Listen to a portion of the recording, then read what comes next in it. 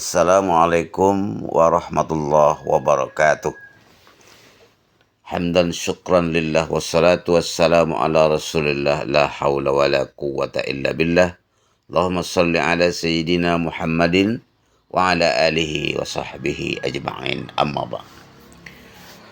Para pemirsa yang berbahagia, pada pagi ini saya sedikit ingin memberikan satu kisah sebagai pembelajaran bagi kehidupan kita. Dirangkum dari buku Kisah Para Nabi karya Ibnu Katsir. Pokoknya dijelaskan di situ bahwa kita menceritakan tentang Nabi Musa. Jadi Nabi Musa itu namanya Musa alaihissalam bin Kahis bin Azir bin Lawi bin Yakub bin Ishak bin Ibrahim. Jadi rupanya Nabi Musa itu adalah keturunan daripada Nabi Ibrahim. Nabi Musa alaihissalam itu lahir daripada kalangan Bani Israel. Jadi ketika beliau lahir, Bani Israel itu dikuasai oleh seorang raja yang zalim, yang namanya Fir'aun. Ya. Nabi Musa itu pernah berpidato dengan sangat fasih dan semangat. Dia mengatakan manusia yang kalian lihat di muka bumi ini tidak ada lagi yang menandingi kehebatan saya.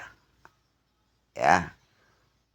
Jadi ketika ada pertanyaan daripada masyarakatnya, adakah di muka bumi ini orang yang lebih alim daripada saya? Dia mesti menjawab, tidak ada orang alim di muka bumi ini selain saya. Jadi rupanya Nabi Musa itu pada awalnya itu adalah kesombongannya. Tidak ada lagi orang yang paling alim di muka bumi ini selain saya, kata Nabi Musa. Rupanya Nabi Musa itu ditegur oleh Allah Subhanahu wa Ta'ala. Ditegurannya apa? Nabi Musa disuruh oleh Allah pergi menjumpai seseorang, ya, yang tinggalnya di dua lautan, Majma'al Bahrain. Di situ ada seorang hamba yang soleh, yang alim. Namanya dalam buku itu Nabi Khidir. Nabi Khidir. Disitulah Allah suruh Nabi Musa itu belajar dengan Nabi Khidir itu. Cerita itu ada di dalam surah Al-Kahfi ayat 67 sampai 68. Jadi ketika Allah menyuruh daripada Nabi Musa berjumpa dengan Khidir, bawalah satu ekor ikan, kata Allah. Ikan. Nah, di mana nanti jatuhnya ikan itu? Disitulah letaknya, situlah tempatnya Nabi Khidir itu. Pergilah Nabi Musa bersama seorang teman, bawa ikan. Dalam perjalanan tidak berapa lama, melompat ikan itu ke laut itu. Sampai ke depan, ikannya mana? Ikannya sudah menghilang. Di situ tadi hilangnya. Oh, situlah rupanya itu. Disitulah dia, orang yang kita cari katanya. Akhirnya dia berjumpalah dengan Nabi Khidir alaihissalam. Jadi Nabi Musa itu menyampaikan maksudnya supaya Nabi Khidir itu mau membawanya, mau pergi bersamanya. Kata Nabi Khidir, kamu tidak akan sanggup berjalan dengan saya. Kamu tidak akan sabar nanti melihat apa yang saya kerjakan. Oh, saya sabar katanya. Pokoknya kamu nanti apa yang saya buat jangan kamu bertanya. Apa yang saya lakukan jangan kamu bertanya. Iyalah, insyaallah saya tidak akan bertanya. Maka dilangsungkanlah suatu perjalanan. Pergilah dia berjalan. Pada awal-awal perjalanan, Nabi Khidir pun merusak satu buah perahu. Perahu itu bagus dirusak oleh Nabi Khidir.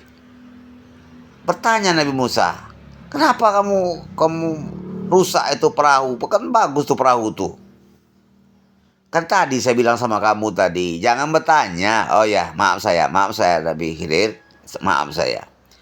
Berjalan lagi, lalu Nabi Khidir pun mereka berdua berjumpa dengan seorang anak. Ya, jadi ada seorang anak yang sedang main-main. Kemudian memegang dan melepaskan kepala anak kecil itu sehingga mati. Mati anak tuh.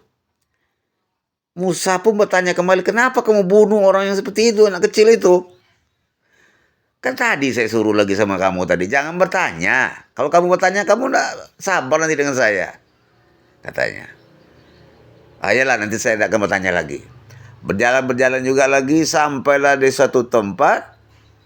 Nabi Khidir itu dengan Nabi Musa tadi itu melihat dinding rumah orang yang hampir roboh. Jadi ada rumah buruk tuh sudah hampir tumbang, ditumbangkannya gubuk itu, kemudian didirikannya kembali. Heran-heran Nabi Musa itu. Kenapa kamu robohkan? Akhirnya disitulah dia terjadinya perpisahan, ya. Perpisahan daripada Nabi Musa dengan Nabi Khidir. Nampaknya kita tidak akan bisa bersama, katanya. Lalu saya tunjukkanlah kepadamu apa yang saya lakukan tadi itu. Bahwa saya merusak perahu tadi perahu ini adalah milik orang miskin. Di sini ada raja zalim di kampung ini. Kalau ada sampan atau perahu yang bagus, diambil. Jadi kalau sudah dirusak seperti ini, dia tidak akan mengambil lagi. Itu. Kemudian anak yang tadi yang saya bunuh itu adalah anak orang saleh. Anak inilah nanti yang akan menjanamkan orang tuanya. Makanya saya bunuh.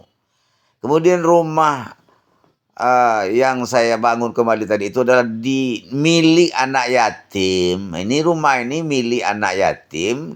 Di bawah ini ada tersimpan emas yang banyak untuk anak-anak tersebut. Jadi kalau sudah dibangun seperti ini, selamatlah nanti harta itu.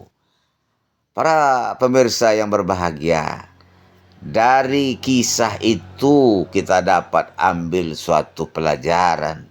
Ternyata di atas langit ada langit. Jadi kita tidak boleh menyombongkan diri.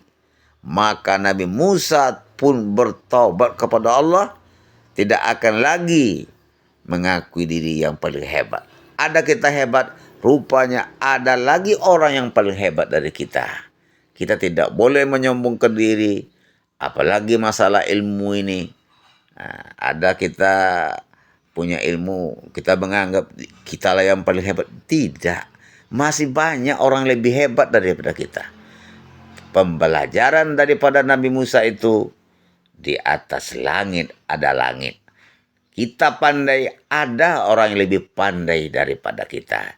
Jadilah kita seperti padi, ya, makin berisi, makin merunduk. Demikian, mudah-mudahan menambah wawasan ilmu kita. Perbanyak maaf. Wassalamualaikum warahmatullahi wabarakatuh.